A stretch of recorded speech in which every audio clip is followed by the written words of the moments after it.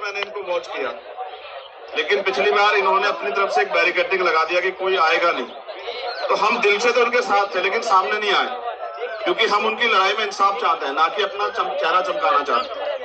अब जब उन्होंने दरवाजे खोले तो मैंने इनसे कहा कि बेफिक्र रहो। इस आंदोलन के बारे में दो चीजें जाननी पड़ेंगी। पहली है कि ये आंदोलन सिर्फ जो सरकार आज चेहरा दिखा रही है कि जाटों का आंदोलन है, ये अच्छा नहीं है लोकतंत्र में कि जाट खिलाड़ी। अगर आज ये जाट खिलाड़ी हैं तो कल इन्हीं जाट खिलाड़ियों के जब ये गौरवान्वित करे देश पे, तब भी तो आप तालियां पीट रहे थे, तब कुछ क्यों नहीं हुआ।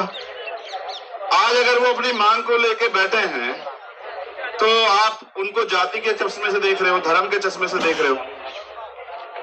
जब देश के लिए कोई खेलता है ना, तो हम कहीं रहते हो, किसी पार्टी में हो, किसी गांव में रहते हो, किसी जिले प्रदेश में रहते हो, हमारे दिल में एक तमन्ना होती कि हमारे जो राष्ट्र का जो प्रतिनिधित्व करे वो जीते।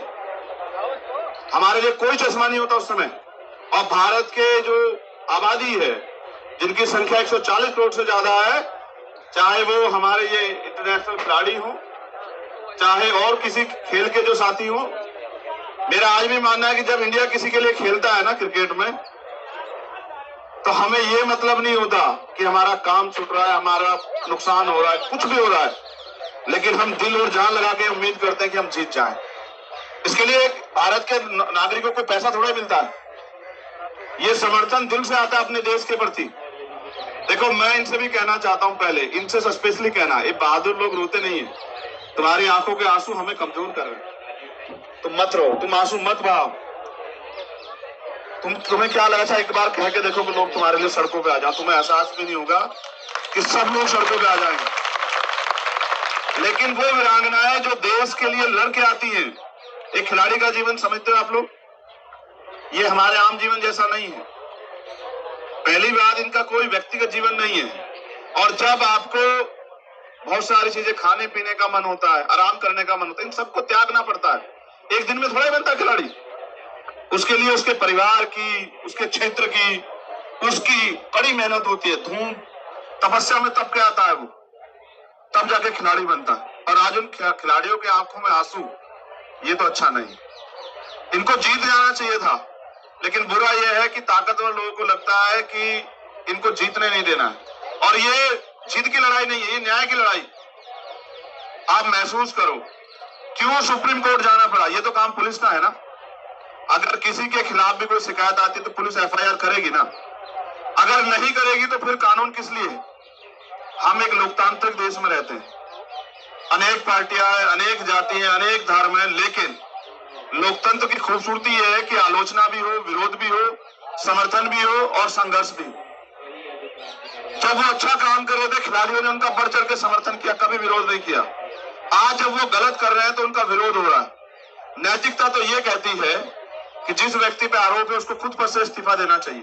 देखो, मैं वकील भी हूं और हमने बहुत सारे मामले देखे, बड़े से बड़े मामले। मैं स्पष्ट कर देता हूं, ये लड़ाई किसी जाति के प्रति, किसी जाति की नहीं है। दोबारा कह रहा हूं, ये लड़ाई हमारे देश के गौरव, हमारी बहनों की, बच्चियों की, भाइयों की, और उन ताकतवर लोगों से है जो नहीं चाहते कि बेटियां देश पे गौरव करें। देखो, यहाँ हरियाणा के ज्यादा लोग मुझे दिख रहे हैं, खाप के सम्मानित लोग भी हैं, हमारे नेतागण भी हैं।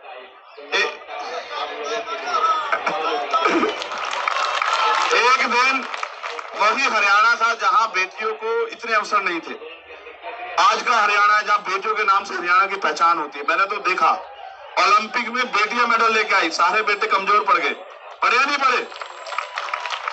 तब हम खुश हुए, हमने तालियां बजाई, हम सेल्फी खिंचवाने के लिए घूम रहे थे। और मुझे तो इस देश में इतने मजबूत प्रधानमंत्री मैंने देखा, जो टीम हार भी गई उनको उन्होंने फोन किया कि भाई आप घबराना मत। लेकिन आज पता नहीं, पिछले कुछ समय में परिस्थिति बदली। आज वो बेटियां यहीं बैठी हैं, उनसे कुछ गज की दूरी पे। आज आवाज नहीं जा रही है, आज आवाज नहीं जा रही है। देखो, पिछले कुछ समय में बहुत कुछ बदला, इस बात पे गहराई से सोचो आप लोग। ये आज की लड़ाई नहीं, जब भी कोई लड़ने के लिए आए, चाहे वो किसान हो, नौजवान हो, कोई भी हो, चाहे किसी जाति का और धर्म का, अपने अधिकारों के लिए आया, सरकार ने एजेंडा सेट कर दिया तभी। अब बजरंग के साथ एक अच्छी बात यह है, आप इसे फोन करो या ये आपको फोन करे तो ये कहेगा, सीधा एकदम छुटते कहेगा राम राम जी। अब इसको कैसे आप एजेंडे में सेट करोगे? आप इसको मुसलमान कहोगे, आप इसको खालिस्तानी कहोगे, आप इसको धर्म विद्रोही कहोगे, आप इसको टेररिस्ट कहोगे, क्या कहोगे? यहां सरकार आके फंस जा रही है, वरना सत्यता ये यहां बैठने नहीं देते। ये तुम दमदार लोग हो भाई। अगर यही मुकदमा किसी गरीब आदमी पे हो गया होता ना, उसके परिवार की खाल खींच के घुस भर देती पुलिस। हमने जिंदगी देखी है, यहाँ 20 साल हो गए हमें काम करते हुए।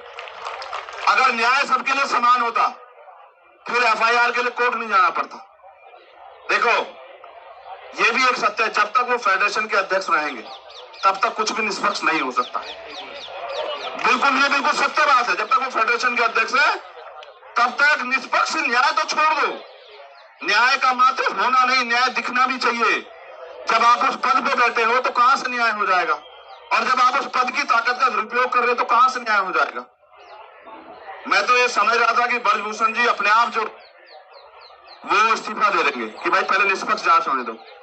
कल से मीडिया ने एक चीज चलाई कि भाई कमेटी की रिपोर्ट भी नहीं पड़ी, वो भी कह रहे हैं कमेटी की रिपोर्ट भी नहीं पड़ी। ओ भैया, कमेटी कौन सी है जी? कोई निष्पक्ष कमेटी है?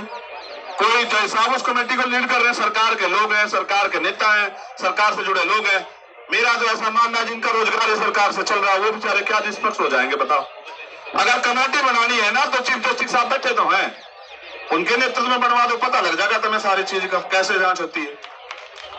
देश के लिए सबसे महत्वपूर्ण बात आज ये है कि देश के जो सुप्रीम कोर्ट के हमारे चीफ जस्टिस हैं उनकी वो रीढ़ की हड्डी वाले हैं, और यही सरकार के लिए परेशानी है, यही एकमात्र परेशानी है।